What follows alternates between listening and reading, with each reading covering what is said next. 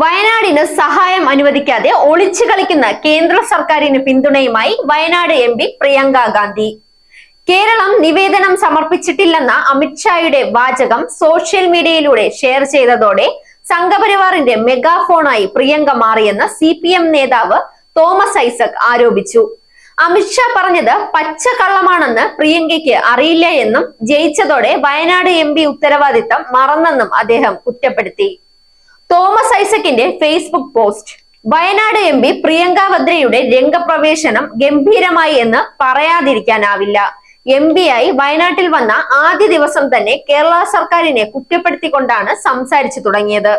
കിട്ടിയ ആദ്യ അവസരത്തിൽ തന്നെ BJPക്കൊപ്പം ചേർന്ന് കേരളത്തെ കുറ്റപ്പെടുത്തുകയാണവർ.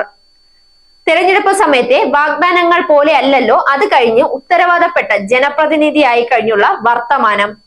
വയനാട് ദുരന്തവുമായി ബന്ധപ്പെട്ട് യൂണിയൻ സർക്കാരിന്റെ നിരുത്തരവാദപരമായ നിലപാടിനെ വിമർശിക്കാനല്ല, ഇടതുപക്ഷ സർക്കാരിനെതിരെ അമിത്ഷാ പറഞ്ഞത് ആവർത്തിക്കാനാണ് സമയം കണ്ടെത്തിയത്.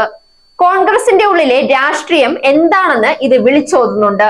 മുഖ്യമന്ത്രി വിളിച്ച കേരളത്തിലെ MP-മാരുടെ യോഗത്തിന്റെ തീരുമാനപ്രകാരമാണ് പാർലമെന്റ് അംഗങ്ങൾ ഒന്നിച്ച് ആഭ്യന്തരമന്ത്രിയെ കണ്ട് വയനാട് സംബന്ധിച്ച നിവേദനം സമർപ്പിച്ചത്. അതിനോടുള്ള പ്രതികരണവുമായി അമിത്ഷാ സംസ്ഥാന സർക്കാരിനെ കുറ്റം പറഞ്ഞത് പ്രിയങ്ക സമൂഹ മാധ്യമങ്ങളിലൂടെ ഷെയർ ചെയ്തിരിക്കുന്നു. പ്രധാനമന്ത്രി ആവശ്യപ്പെട്ടിട്ടും കേരളം 3 മാസം കഴിഞ്ഞ് നവംബർ 13-നാണ് രേഖകൾ നൽകിയത് എന്നാണ് അമിത്ഷാ പറയുന്നത്.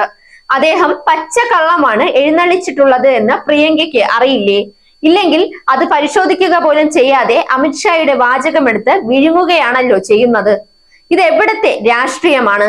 സംഘപരിവാറിന്റെ മെഗാഫോണായി പ്രവർത്തിക്കാനാണോ പ്രിയങ്ക വയനാടിന്റെ ജനപ്രതിനിധിയായത്? ഓഗസ്റ്റ് 8, 9, 10 തീയതികളിലായി സെൻട്രൽ ഇന്റർ മിനിസ്ട്രിയൽ ടീമിന്റെ സന്ദർശനം കഴിഞ്ഞാലുടൻ കേരളം ആവശ്യങ്ങളുടെ കരട് സമർപ്പിച്ചിരുന്നു. ഓഗസ്റ്റ് 17-ന് വിശദമായ മെമ്മോറണ്ടവും യൂണിയൻ സർക്കാരിന് സമർപ്പിച്ചു. ഇതിൽ SDRF മാനദണ്ഡങ്ങൾ പ്രകാരം അടിയന്തരമായി 219.23 കോടി രൂപ അധിക സഹായവും 2262 കോടി രൂപ പുനർനിർമ്മാണ ചെലവും അഭ്യർത്ഥിച്ചിരുന്നു. ഇക്കാര്യം യൂണിയൻ സർക്കാർ കേരള ഹൈക്കോടതിയിൽ സമർപ്പിച്ച സത്യവാങ്മൂലത്തിൽ സമ്മതിച്ചിട്ടുമുണ്ട്. എന്നിട്ടും അമിത്ഷാ കള്ളം പറയുന്നത് BJPയുടെ രാഷ്ട്രീയമാണെന്ന് മനസ്സിലാക്കാം. പ്രിയങ്ക അത് തന്നെ ആവർത്തിക്കുന്നത് അതെ രാഷ്ട്രീയ നിലപാട് പിൻപറ്റുന്നത് കൊണ്ട് തന്നെയല്ലേ? Zag news, Thiruvananthapuram. നേരിന്റെ വാർത്തകൾ നിങ്ങളുടെ വിരൽത്തുമ്പിലെത്താനായി സാഗ് ന്യൂസ് ചാനൽ സബ്സ്ക്രൈബ് ചെയ്തും ഷെയർ ചെയ്തും ഒരു ശരിയായ മാധ്യമ നിലപാടിനൊപ്പം നിൽക്കാൻ ഞങ്ങൾ നിങ്ങളെ ക്ഷണിക്കുന്നു.